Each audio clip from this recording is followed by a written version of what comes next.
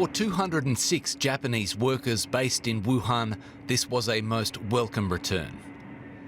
A flight that brought medical supplies to the Chinese province fighting to contain the coronavirus delivered them back to safety in Japan, the first of some 650 Japanese citizens scheduled to be repatriated. On home soil, they spoke of the situation they were thankful to leave behind. Getting out of China is proving increasingly difficult. British Airways, along with a couple of low-cost Asian carriers, Lion Air and Air Seoul, have today become the first international airlines to suspend all flights, both to and from mainland China. And this is in the face of the rapidly increasing numbers. Let's look at those next. For the second straight day, infections in China have jumped significantly, well over 1,400 up from yesterday and 10 times the number that was reported just a week ago. So there you see the number of infections. They also show there have been 132 deaths in China right now, almost 6,000 cases of the virus. These are confirmed, many more suspected. The number of infections in China is now greater than the number of SARS cases. In Tibet this morning, that's the latest region to see a case. China with 99% of the world's coronaviruses. But again, Tibet the latest, and also the United Arab Emirates this morning has become the very first Middle Eastern country to see the virus. Lots of moves countries are making to try to contain its spread and to stop human-to-human transmission with no Chinese links. Germany is reporting one of those links, incidentally, interestingly, this morning, one of the first of that type of transmission not regarding Chinese travel, and it's the first human-to-human transmission not involving Chinese travel in Europe. So this is what we're watching as countries take other measures. In Queensland, as we move to Australia, health officials have isolated the Chinese national women's soccer team in a hotel in Brisbane for the next week. They spent time in Hubei province recently. Starting with Air Canada, they're canceling what they're calling select flights to and from China this morning to quote-unquote better match capacity. So they have over 6 flights per day. That's about 33 flights every week. So they're saying as well that customers can change or cancel their flights at any time and extend them to perhaps after the contagion is contained. Also, in addition this morning, British Airways this morning is canceling all flights, a more dramatic move. Budget carriers as well, like Lion Air, suspending again all flights to and from China. Air Seoul suspending all flights as well. And previously we'd heard from United Airways, Finnair, and Hong Kong-based Cathay Pacific saying that they are canceling more than half of their flights and making changes and cancellations available free of charge to customers. And this is, of course, in addition to American and Delta. They're offering free waivers for anybody that wants to delay travel. They're not changing so far, but you can imagine that airlines around the world are watching the developments within mainland China very closely indeed. Scott, I'm wondering, you talk about the economic impact of all of this. We're also getting some major global companies which are taking action, some telling their employees there will be no travel to China, some saying if you're working in China, work from home, but also some others actually closing down outlets. Tell us, or temporarily. We should be very clear on that, temporarily. What are we hearing there? Yeah, indeed. Starbucks coming out, or IKEA, I should just say, just a few moments ago said they're going to close the doors on about half of their IKEA locations within China. That represents about, they have half of their 30 stores. Also, we're hearing from Starbucks late yesterday, they're closing more than half of their 4,300 locations across China as well for obvious reasons. This is in previously, we've heard from McDonald's, KFC doing the same thing. And this fallout continues as authorities and commercial enterprises like these restaurants continue to sort of ring fence these areas and try to contain this virus and the contagion, Heather. A man in British Columbia who is in his 40s and regularly goes to China to work has isolated himself and is waiting for test results. There are 2 confirmed cases of the coronavirus in Ontario, a husband and wife, both in their 50s, who recently came back from Wuhan, the center of the outbreak. The virus has now spread to Japan and Germany, and in both cases, authorities say the people who are ill did not travel to China themselves, but were in contact with someone who had. The German Ministry of Health now says 4 people were infected after attending a company training event last week with a colleague from Shanghai. As many as 40 people may have come in contact with the woman. In China, there are now about 6,000 confirmed cases, and at least 132 people have died, most of them in Wuhan. The U.S. and the U.K. are sending passenger planes to Wuhan to repatriate their citizens. There are 250 Canadians registered in the region. Foreign Affairs says 126 have contacted the consulate asking for help to get home. But at this point, Canada is not sending a plane to get them.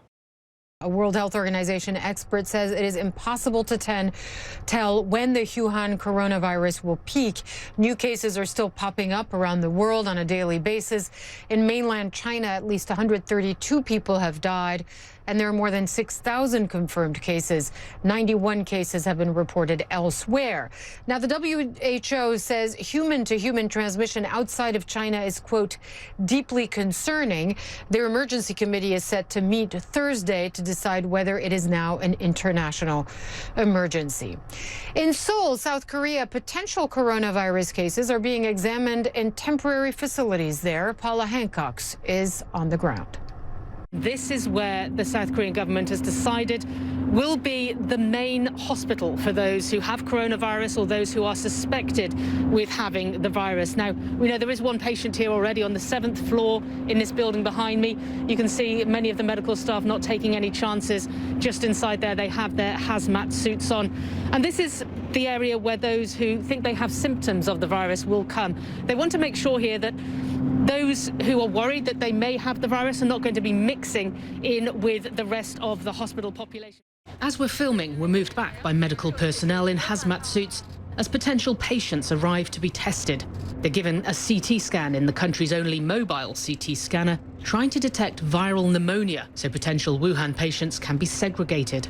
A 55-year-old South Korean man was brought in last Friday and has been confirmed with the virus after traveling from Wuhan.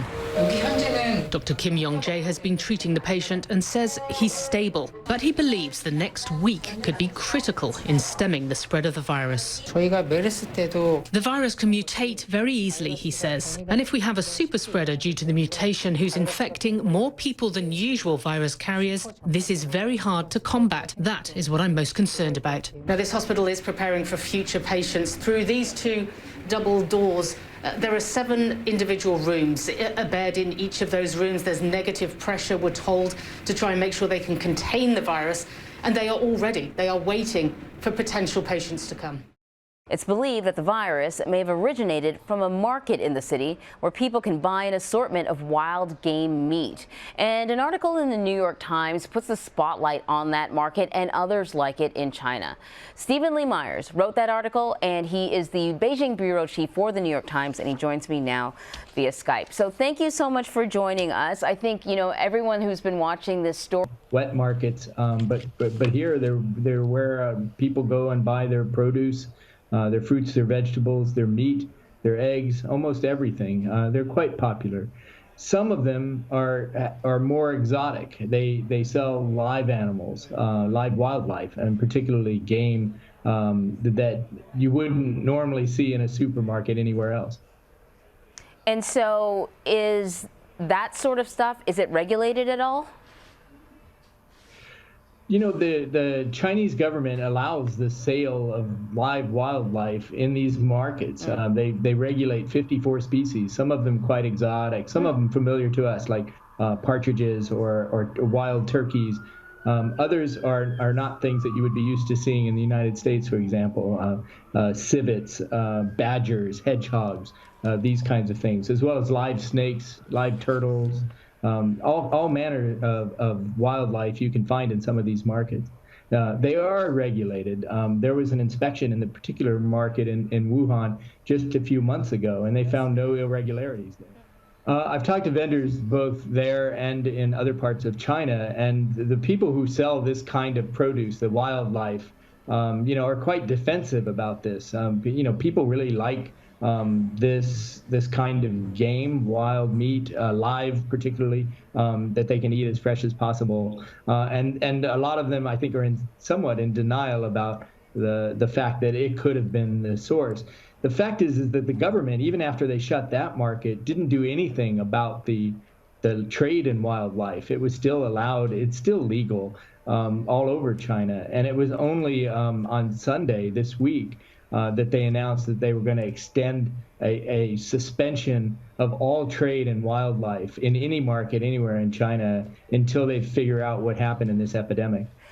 People near an infected person are monitored, tested, and if they show signs of infection, quarantined. This method is difficult to execute given how mobile people are. There is no vaccine to prevent this coronavirus, and human vaccine trials probably won't even begin for 3 months. Public health officials are trying to determine exactly how coronavirus spreads, but it's probably through coughing, sneezing, or touching an infected person. Officials recommend common flu prevention strategies like washing hands, covering your mouth when coughing or sneezing, and staying home from work or school if you feel sick.